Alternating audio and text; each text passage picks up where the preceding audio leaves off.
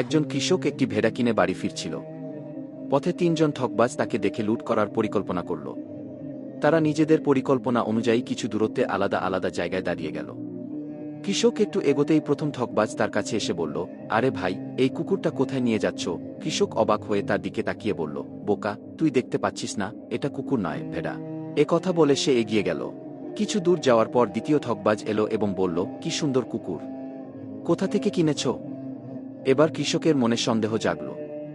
সে ভাবল, দ্বিতীয় লোকটাও বলছে এটা কুকুর, কোথাও সত্যি এটা কুকুর তো নয়। চিন্তিত মনে সে আবার হাঁটতে লাগল। কিছুক্ষণ পর তৃতীয় ঠকবাজ হাসতে হাসতে কাছে এসে বলল, আপনার এই কুকুরটা তো খুব ভদ্র দেখাচ্ছে, কোন জাতের? এবার কৃষকের মাথা ঘুরে গেল। সে পুরোপুরি বিশ্বাস করে ফেলল যে আসলেই এটা কুকুর। তাই সে মাঝপথেই ভেড়াটাকে ছেড়ে দিল এবং খালি হাতে বাড়ি ফিরে গেল। এভাবেই তিন ঠকবাজ সেই সরল কৃষকের কাছ থেকে ভেড়া ছিনিয়ে নিল। মনে রেখো, তোমার সবচেয়ে বড় শক্তি হল নিজের প্রতি বিশ্বাস। প্রতারণা তখনই হয় যখন আমরা না ভেবে অন্যের কথায় সহজে বিশ্বাস করে ফেলি।